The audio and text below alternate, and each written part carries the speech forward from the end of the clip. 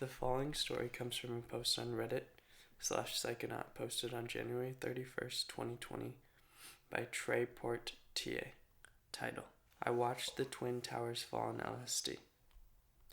Hey guys, been on here for a while but don't post due to people at my job knowing my Reddit username, so I decided to create this throwaway post to some of my trip reports, this one in particular. It was an incredibly difficult experience and it's been nearly 2 decades, so I might come back and edit as I remember things or to make it more coherent, but I'll try my best the first time around. P.S. Just finished writing it out. I apologize for the length, but I honestly don't think it's long enough to do the experience justice. Thanks in advance for taking the time to read it. This is the story of how I witnessed the 9/11 World Trade Center attack while on LSD. For some background, I was 28 at the time, relatively healthy male, graduated from a well-known and respected university, and was working for a large aerospace defense company. My experience with drugs prior to this was pretty standard, including the usual marijuana, alcohol, cocaine, and a few classical psychedelics, as well as a variety of research chemicals that were starting to become a little more well-known at the time. No habitual use of anything, and my psychedelic trips were spread out over about 13 years. This was probably around trip number 20 for me, about half of those being LSD. Set. Overall pretty happy. Had recently started an exciting new job. I was visiting some friends in Brooklyn for the week.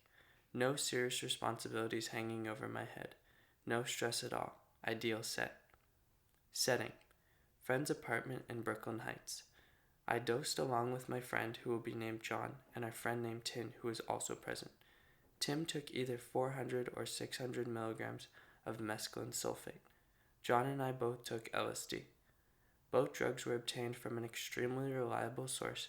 There was no question about the identity of the chemicals. Those of you around the Berkeley area from 93 to 99 could probably make a very educated guess as to the source. I arrived in Brooklyn on Sunday, September 9th, 2001. I got in pretty late and went to sleep soon after. We knew we were tripping the next day, so we wanted a good night's sleep in preparation. The next day, 9-10, was also mostly spent in preparation. It was Tim's first trip and he wanted to do the whole 9 yards of preparing. Meditation, fruits and vegetables, exercise, you name it. It was a pretty nice day and overall very relaxing. We were planning to take our doses at 11 p.m. that night, which is something of a ritual for us. I've never been one to put that much into my pre-trip, but I was planning on taking a fairly large dose, so I joined him, as did John. The only other drug we ingested that day was marijuana. We all napped from about 5 p.m. to 9 p.m., then showered and did our final preparations. At 11 p.m. on September 10th, 2001, Tim took 2 200 milligram capsules of mescaline sulfate. John and I each took 2 125 mic drops of liquid LSD, totaling 250 mics each. We both planned on taking more later on. I won't go into greater depth for the first part of the trip because that's not what was important about this trip. It went very smoothly. This acid was extremely clean. It may have been the quickest come up I've had to date. I had beams of energy shooting out of my knees within 20 minutes. By midnight, an hour after dosing, John and I were both flying, sketching out mock blueprints for ridiculous inventions. The main one that stuck with me was a toaster that butters your bread as it's toasting, resulting in optimum caramelization of the solids in the butter. At this point, Tim still wasn't feeling much of anything. This is to be expected with mescaline. Soon enough, he was violently retching in the bathroom, and John and I went up to the roof to give him some space as well as avoid having to hear his heaving. Sometime around 1, Tim stumbled onto the roof from the stairwell with the wildest grin on his face and the largest pupils I've ever seen. He was utterly astounded by the sheer beauty of what he was seeing. We tripped off the view of the Manhattan skyline for a while and went back downstairs to listen to some music. Eventually, around 6 a.m. on September 11th, our trip started to slow down a bit. John and I each took another 2 drops of LSD, equaling 250 mics, and bringing our individual totals to 500 mics. Tim wanted a drop of acid too, but we dissuaded him and said that if he wanted to keep going, he should take more mescaline. I gave him another 200 milligram capsule, but I don't remember if he ended up taking it. At about 7:30 a.m. on September 11th, we really start to enter a new dimension.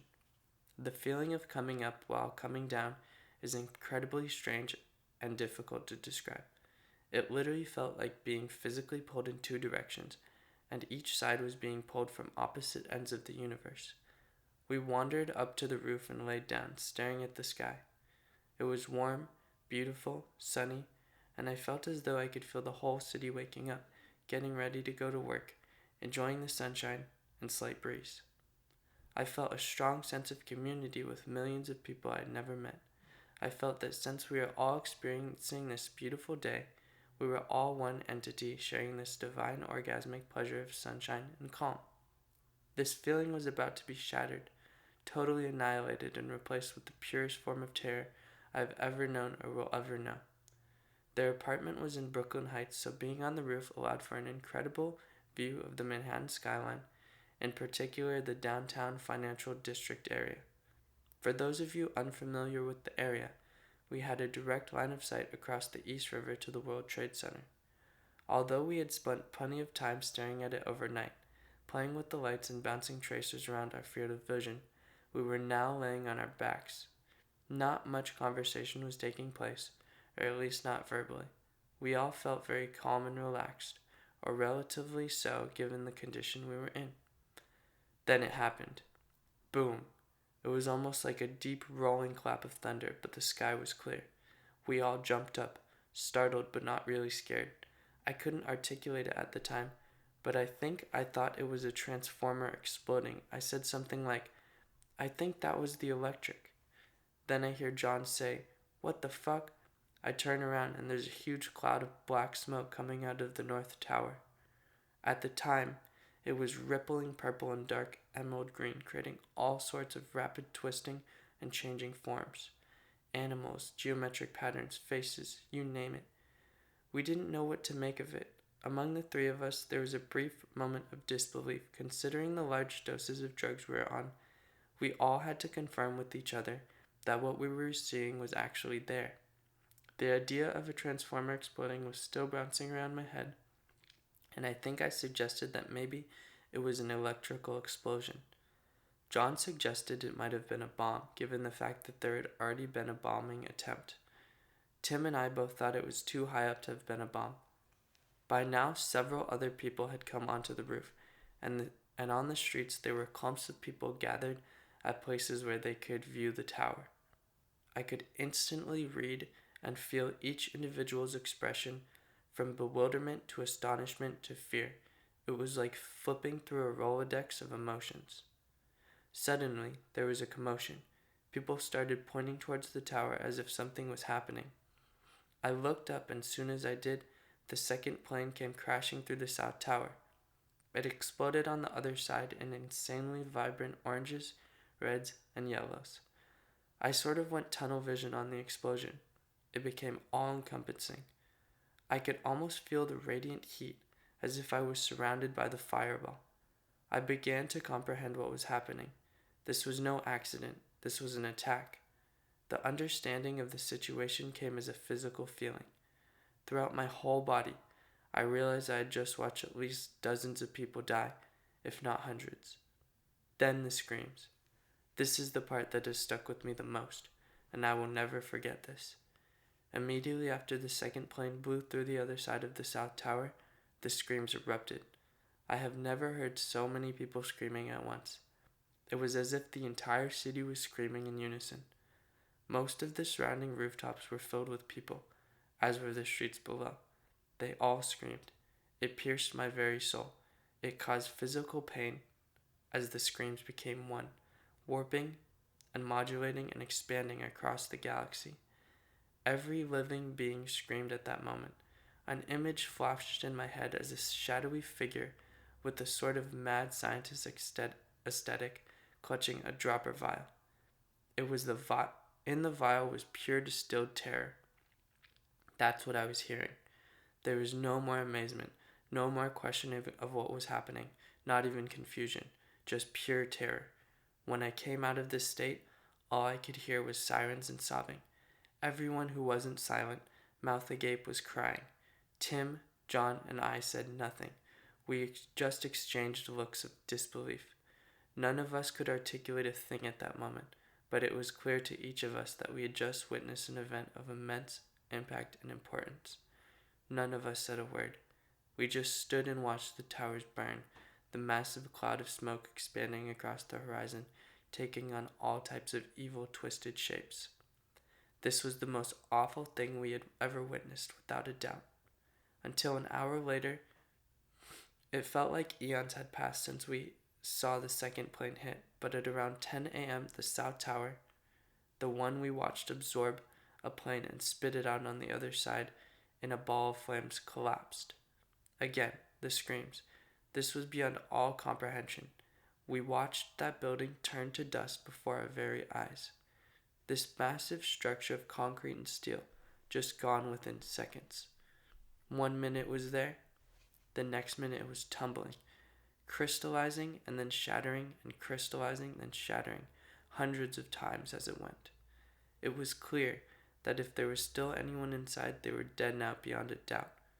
This was too much for me. I started to vomit, but there was nothing inside my stomach, so I just dry heaved on the roof, screaming between retches. I began to question all reality, my mind trying to deny that this could ever happen, that it must be the drug. Please let it just be the drug. But it just kept getting worse. I started to tumble into a void of terror and confusion, beginning to lose all touch with reality. The words why and what flew around my head, repeating over and over. Then the scream started again. I get up from all fours and watch as the North Tower follows the other's path. This one appeared to be more like crumbling marble, glittering white and crumbling into billions of pieces, as if watching a marble temple age tens of thousands of years within seconds. I don't remember much after that. I have a few short flashes for the rest of the day. We mostly just sat around inside in total silence, smoking cigarettes and occasionally crying. We didn't know about the other attacks until later that afternoon, and then watched the coverage of Building 7 collapsing.